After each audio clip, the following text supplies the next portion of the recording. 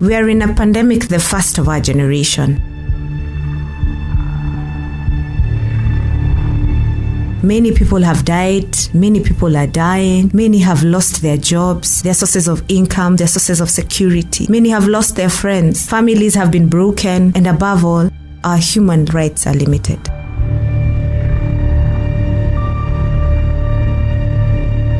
We're asking, what is the wider impact of the coronavirus outbreak in terms of freedom of movement, of health access, human rights, and public health compete as public policies? The restriction must be necessary. There must be no other way to achieve the goal. The principle must be adopted. Sounds like a movie, right? As we speak, life as I knew it came to a stop. I lost my job, my source of security, my livelihood, my identity, the person I thought I was through this job.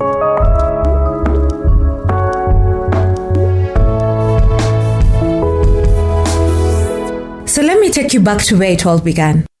COVID hit the world in 2020 unexpectedly, just like that. A dangerous virus is spreading rapidly in China, and U.S. officials are very worried that it could come here.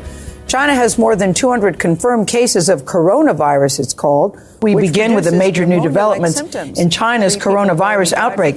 2 major cities are now under lockdown as China races to contain the mysterious illness. A leading health expert in China says a new coronavirus that is spreading in the country can be Organizations had to adjust to the government protocols. Where I worked, it was no different. Leaders demanded of us to adjust fast by working from home, as it were. That all employees and enterprises of whatever nature, including public bodies, the private sector, government offices, and others, are directed to allow their employees to work from home, with the exception Then secondly, adjusting to the idea of working from home indefinitely.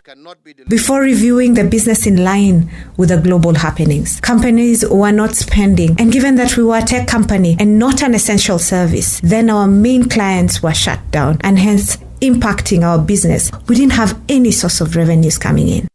1 month into the trend, and I had to declare people redundant, as now there was nothing much going on in the organization, and we didn't know how long this would last.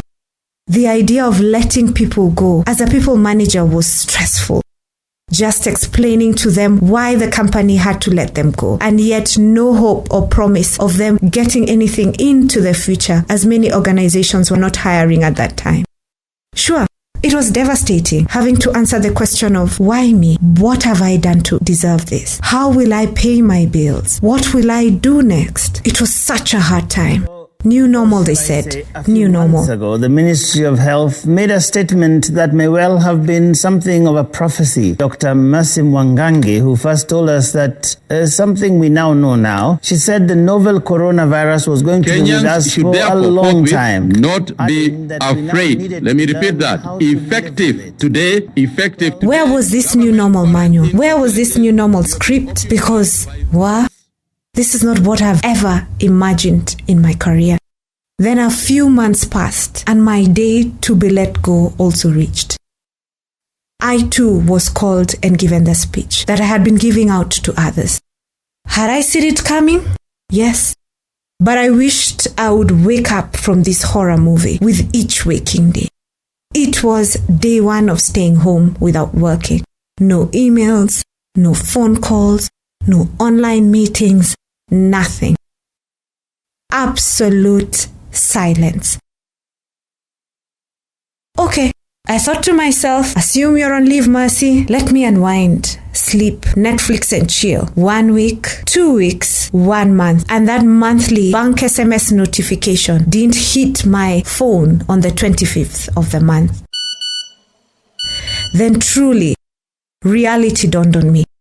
Hiya. I'm out of a job. This is not a holiday I'm on.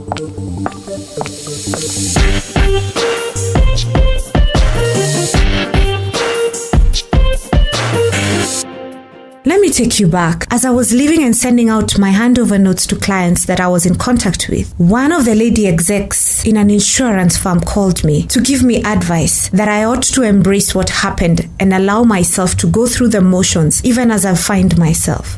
her greatest advice was all of two things. One, do not trash talk the company that has let you go. And two, I shouldn't use words like I'm fired, but rather professional terms like declared redundant due to the COVID pandemic. This, in essence, would then allow any potential employer to understand my current state and consider me for any future roles. This was some great advice she gave me. Then began the discovery journey with the help of a professional coach. I was guided to navigate through my life, now without a job, to understand and disconnect myself between the employer and the brand who is Mercy, as I did have skills that defined who I am.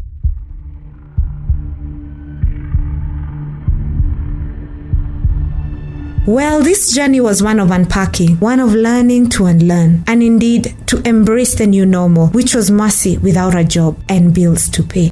So this journey took me down memory lane.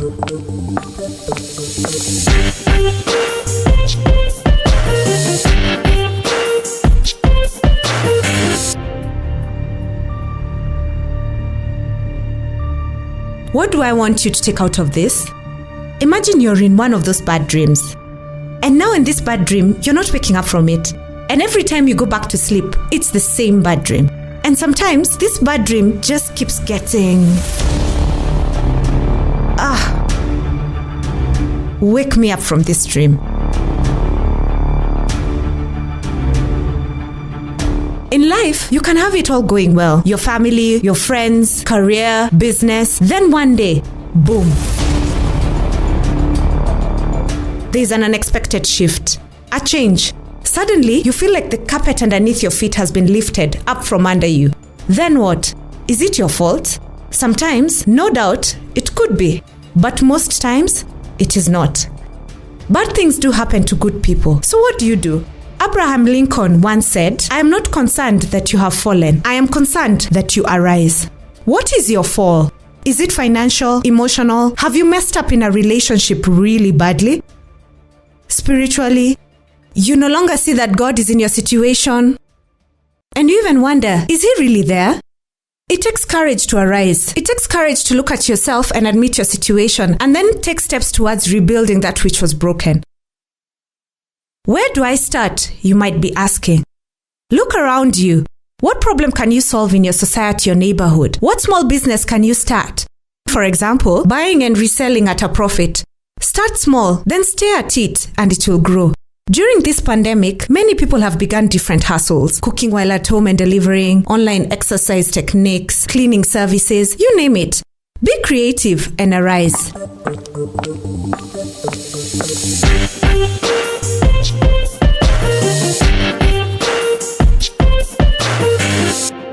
This has been my walk. Arise in courage and take your walk in your life's journey. Be creative and arise. Seek hope that is within you and have faith you will overcome and triumph. This is my walk. Arise in courage and take a walk in your life's journey.